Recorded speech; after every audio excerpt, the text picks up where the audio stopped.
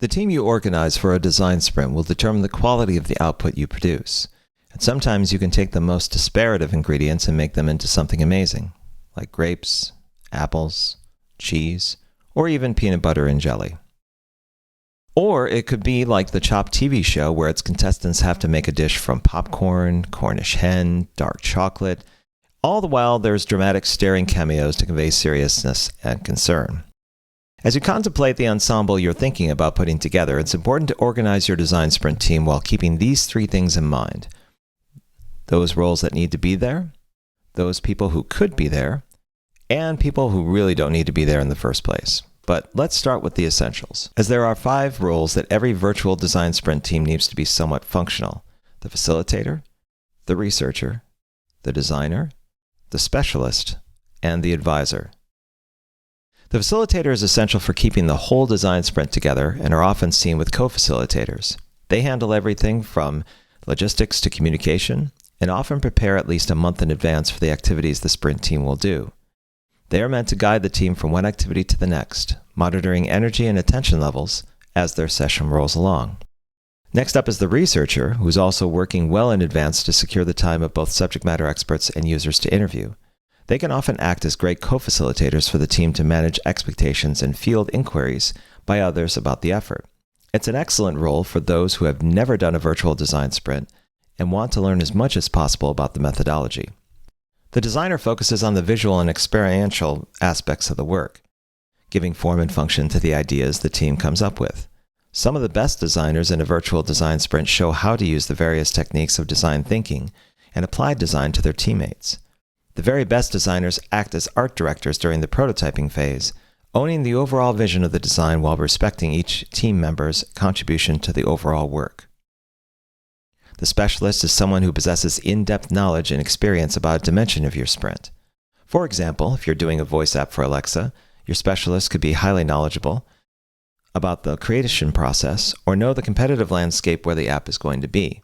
The specialist differs from a subject matter expert in that they lend a constructive perspective to the work effort. Their knowledge and experience is applied throughout the life cycle of the design sprint, navigating the team through their discovery and ideation processes. Finally, there's the advisor, who often acts as a coach and guide for the rest of the team. Advisors are great at giving perspective and lending a hand with various sprint activities. They can also act as the team decider in case there's a deadlock on a particular decision. But be sure that the advisor doesn't get too cheeky with their power of oversight and make all the team's decisions. You never want a decider who's drunk with power, picking the worst solution sketch because it looks like a cute, fuzzy, adorable bunny. Yes, I speak from experience, unfortunately. Now here's a pop quiz. Which of these roles is the most important role for a virtual design sprint effort? If you guessed the facilitator, or even the designer, you'd be wrong. It is, in fact, the researcher, and here's why. You might have an inexperienced facilitator or designer that can frustrate and confuse the design sprint team with ineffective guidance and uninspiring visuals. But if you have a researcher that can't properly interview your 5 target users or find the right experts to talk to, your virtual design sprint might end up being a pointless exercise in futility. But why is that?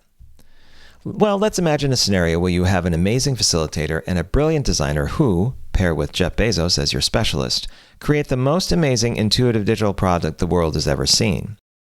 But if your researcher puts the wrong people in front of that app, or worse, asks them leading questions or indicates there's a right and a wrong way of navigating your work, you'll have interview data that no amount of interpretation will suffice. You'll have a result set that may mislead stakeholders into believing that the app is a huge winner, when really it's a frozen dud.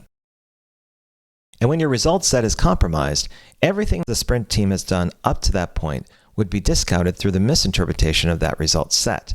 In other words, bad inputs lead to bad outputs, and bad interviews can nerf an entire sprint. So be sure to give your researcher plenty of support when it comes to finding the right people to talk to. Now let's move on to some optional roles for a virtual design sprint, and like before, it's going to depend heavily on who's available and what makes sense to bring into the team. Common optional roles are a developer to ground solutions and practical approaches, program managers who have a better view on the ecosystem of the business, analytics for an emphasis on data and performance, sales representatives to help align the team with business results, and customer service representatives who work the front lines of user engagement. As long as you're clear about their contribution, their role, and the amount of commitment they'll need to have for the design sprint team, you should be good to go. And it might seem a little weird that there are roles you definitely don't want on your design sprint team, but they are there. The first is the observer, or someone that just wants to hang out and observe what's going on with your design sprint. While this may seem perfectly normal for those that want some insight into what's going on, it's a major distraction for everyone. It's also an added logistical burden on the facilitator to track who's going to be there and who isn't, and what purpose they serve by being there in the first place. To sum it up, interested observers can view the recordings. It's much better that way. The second is the customer or end user. That's right, they don't belong in your design sprint. And before you get started on having the voice of the user and practicing human-centered design to maximize your usability and inclusivity to your ideas, let me be frank. The user has no context to what's going on. They require a lot of hand-holding if they're brought into the mix. The user will be coming in with their agenda, no matter how neutral they are or that you want them to be. And that agenda may steer things off course for your team. And finally, the user or customer will want their voice heard for the time they are being paid to be there. That means their voice can be completely counter to what you are proposing.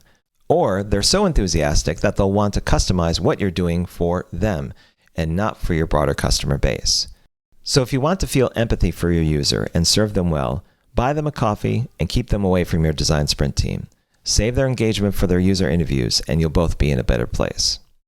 The final person you really don't want in your design sprint is the decider. Now, we briefly touched upon this earlier, but this is the person that has the final say on what you'll be problem solving for and what final solution you'll be prototyping. They'll also approve the final demo before user testing. Now, this particular recommendation runs completely counter to what a traditional design sprint recommends. But again, there's rationale for why you need to keep the final decision maker out of your virtual design sprint. First, it's a huge waste of the decider's time. They have a billion other things vying for their attention, and trapping them in a room with people interested in exploring problems and solutions is no way to treat a decision maker. Second, the decider has no accountability to the process, meaning they can hijack whatever the team is doing to work on personas for the rest of the afternoon or introduce a completely different process that they feel is much better suited for the problem at hand. Some deciders will let things go, but others may proactively change your well-constructed plan. Third, the decider may be an imposter, so initially they may be completely on board with the effort and have cleared their calendar for the week. They'll even engage in dialogue and give great perspective to the entire team. But when your design sprint may not be going as well as you like, there are some deciders who may start hedging their bets by the time your first day ends. In fact, they may bring in additional people to your sprint, revisit the original purpose of the sprint, or challenge the approach the team is doing. These behaviors can start a slow crawl of doubt and anxiety that only gets worse as the days go on. Instead, consider the inclusion of stakeholders as an alternative to the decider role. They'll provide a larger set of authoritative voices and help set strategic direction for the team. They can also act as an effective sign-off on any solution sketch before your team begins developing a prototype. Finally, having a team of stakeholders increases the likelihood of a successful sprint moving forward to a new stage of development. And that's it. A complete list of everyone you should consider having in your upcoming virtual design sprint. We have the essential roles, the facilitator, designer, researcher, advisor, and specialist. The optional roles that are contextual to the nature of the design sprint that can really make it relevant and powerful. And those roles that you really shouldn't consider, and they probably shouldn't be there in the first place.